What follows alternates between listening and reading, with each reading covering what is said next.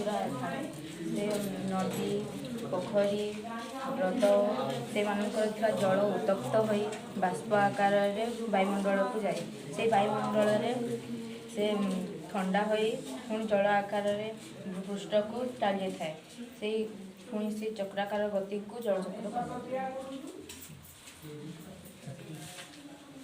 ଆମେ ଜଳଚକ୍ର ଜାଣିଲେ ଜଳଚକ୍ର ଦ୍ୱାରା ଆମର କ'ଣ ସୁବିଧା ହେଉଛି, ଆମେ କ'ଣ ସୁବିଧା ପାଉଛନ୍ତି? ଜଳଚକ୍ର ଦ୍ୱାରା ଆମର ପ୍ରାୟତଃ ଜଳ ମିଳୁଛି। ଆମେ ଜଳର ଅଭାବ ହେବାରୁ ବଞ୍ଚିତ ହୋଇପାରୁଛନ୍ତି। ଜଳ ଚକ୍ର ନହେଲେ ପୃଥିବୀରୁ ସମସ୍ତ ଜଳ ଶୁଖିଯିବ ତେଣୁ ଆମେ କେବେ ହେଲେ ମଧ୍ୟ ଜଳ ପାଇପାରିବା ନାହିଁ।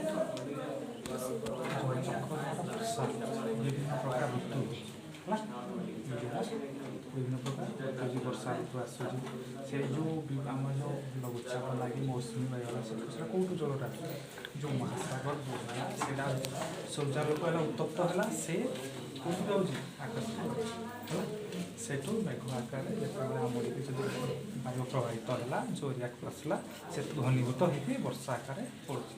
ବର୍ଷା ହେଉଛି ଆମେ ସହଜରେ ଜଳ ପାଇପାରୁଛନ୍ତି। ଆଉ ଜଳର ମୁଖ୍ୟ ଯେଉଁ ଆମର ଜଳଚକ୍ର ହେଉଛି ଯଦି କ'ଣ ଅସୁବିଧା ହେବ ତାହେଲେ ଆମେ ଏଇଟା ହେବନି ବି ଭାବୁଛନ୍ତି କ'ଣ ଯଦି ଆମର ଏଇ ପୃଥିବୀରେ ଯଦି ଉଦ୍ଭିଦର ସଂଖ୍ୟା କଲେ ଟିକେ କମିଯିବେ ଏଇ ଜିନିଷ ଗୁଡ଼ିକ ହେଲା।